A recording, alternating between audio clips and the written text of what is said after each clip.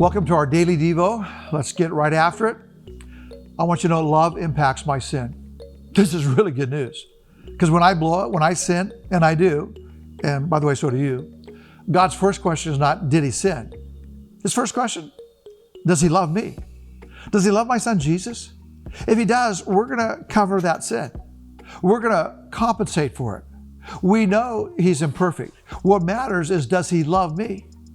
1 Peter 4:8, above all, love for each other deeply. Why? Because love covers a multitude of sins. And I know I just like that so much. Love covers a multitude of sins.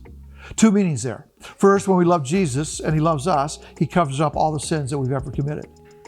When Jesus came to this earth, he dies on the cross. When Jesus stretches out his hands, he's saying, I love you this much. I'm willing to die for you. I'm willing to take the punishment for all the moral laws that you've broken. I'm going to serve your sentence. I'm going to pay your debt. Why? Because I love you. So you're going to be forgiven. That's great news. The love of Jesus covers my sins. Jesus says, my love, if they accept it, will cover all their sins so they don't have to pay for them anymore. Again, great news. It also means this. Once I'm forgiven, God gives me the power to let other people off the hook. Love covers a multitude of sins. I've been forgiven so that I can now forgive others. Find someone who's judgmental or self-righteous, who is always putting other people down. They're critical, they're always negative. Typically, they don't love themselves. They, again, have never experienced the grace of God.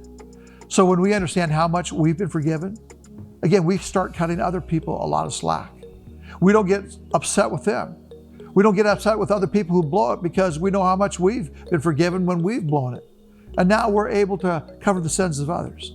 So again, that phrase, love covers a multitude of sins, is great. Because when we really love somebody and they blow it, love, it's not going to rub it in.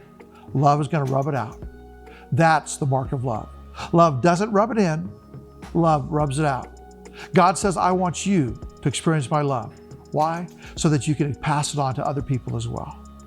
It's interesting that God uses imperfect people, that he uses sinners to get the job done. And how does he do that? Because they love him. In fact, there's this powerful story in the Bible. It's King David of Israel. David's not a perfect guy. In fact, he blows it a lot. He lies, steals another guy's wife, has the husband killed to cover it up. Right? Not a nice guy, you can tell. And here comes David in the middle of all those mess ups, and he loves God. He says, man, I want to do what's right. I don't always do it, but I want to. And I love you, Lord. And God says about David, he's a man after my own heart. And at times that's confusing, and at times it's very comforting. Confusing because how can he say that? David's a man after your heart, God? He blew it. He made all those mistakes. But it's comforting because he says, I'll cover his sins. Why? Because he loves me. So please hear this. More important than you and I being perfect is that we love God with all of our heart. Because God, he doesn't expect you to be perfect. He knows you can't. In fact, you stopped being perfect a long, long time ago. So that's a pipe dream. What matters is this. Do you love God with all your heart? Do you love your neighbor as yourself? God says if you do, it's going to cover a multitude of sins. And my friends, again, that is good news for today and the days to come.